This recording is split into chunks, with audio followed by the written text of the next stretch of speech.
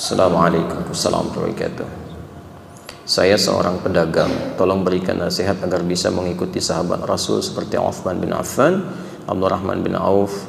Baik, terima kasih. Baik. Ini yang bertanya nampaknya beruang ya. Boneka beruang. Alhamdulillah, beruang. Ya, orang yang ingin berdakwah lewat harta yang Allah titipkan. Caranya gampang. Caranya kalau ingin ikut Uthman, ikut Abdurrahman bin Auf, ikuti sirahnya. Keluarkan sirah Uthman itu seperti apa. Sekarang banyak buku-buku tentang Uthman, mengeluarkan dari sejarah, dari hadis dan sebagainya. Siapa itu Abdurrahman bin Auf? Hal pertama yang mereka berdua lakukan adalah mengamalkan nasihat Nabi terkait membangun hubungan baik dengan Allah. Jadi Uthman, Abdurrahman bin Auf itu dua-duanya sama-sama diajak Abu Bakar As-Siddiq, dan sama-sama termasuk golongan 40 orang yang masuk Islam pertama kali, masuk as-sabiqunal awwalun. Yang pertama dilatih oleh Nabi bukan teori bisnis, tapi membangun hubungan baik dengan Allah yang menguasai segalanya. Yang punya rezeki siapa? Teorinya kan begitu. Yang punya kemudahan solusi siapa? Allah. Pengentas kesulitan siapa? Allah. Sekarang Anda ingin mendapatkan limpahan rezeki, pengen bisnisnya lancar, nggak terjebak dengan kesulitan yang sulit diatasi, tapi jauh dari Allah, bagaimana itu bisa selesai? Karena itu kalau ada orang-orang yang jauh dari Allah dan dia mengandalkan kekuatan dirinya, kadang-kadang dibiarkan oleh Allah, ayo sampai kamu merasa mampu itu, sampai akhirnya lisan Anda berkata ya Allah, oh kan. Ya, karena itu apa yang terjadi? Yang mereka bangun adalah hubungan baik dengan Allah dulu. Perbaiki salat. Dicek di kitabnya At-Tibyan fi Adab Hamalatil Quran, Al-Imam An-Nawawi itu sampai merangkum kebiasaan Uthman bin Affan, Abdurrahman bin Auf, Tamim Ad-Dari. Apa kebiasaan mereka? Tidak pernah meninggalkan tahajud dan dekat dengan Quran. Itu sampai mereka sukses pun, ketika di Madinah itu sukses bisnisnya, tidak ada yang melampaui kegembiraan mereka kecuali menunaikan sholat tahajud di malam hari sampai khatam Al-Quran. Jadi itu sesibuk-sibuknya masih sempat tahajud, sesibuk-sibuknya. Makanya kekayaannya dianggap biasa oleh mereka. Abdurrahman bin Auf itu pekerjaannya sebulan itu kalau dari hasil penghasilannya itu masih bisa dibagi dengan penduduk Madinah. Sepertiga dari penduduk Madinah itu ada yang dibantu oleh beliau untuk dilepaskan dari utang-utangnya.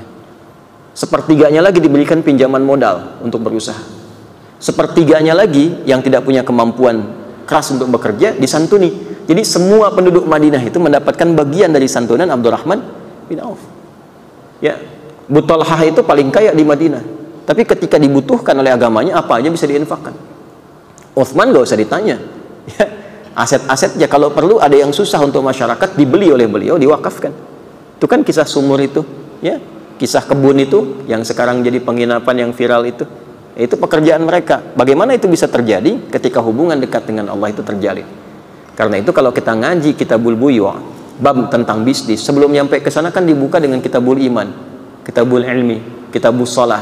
Imannya perkuat dulu, belajar ilmunya yang kuat, ilmu manajemen bisnis, ilmu dagang, supaya tahu bagaimana Islam memberikan spirit kepada perdagangan dan bisnis. Jangan menipu, jangan curang, ini strateginya. Bagaimana bikin objek kita mudah dikenali masyarakat, bagaimana orang senang dengan produk kita, bagaimana orang-orang itu melihat produk itu dengan hati, bukan sekedar dengan pikiran. Jadi begitu datang tuh udah nggak nawar lagi, itu ada.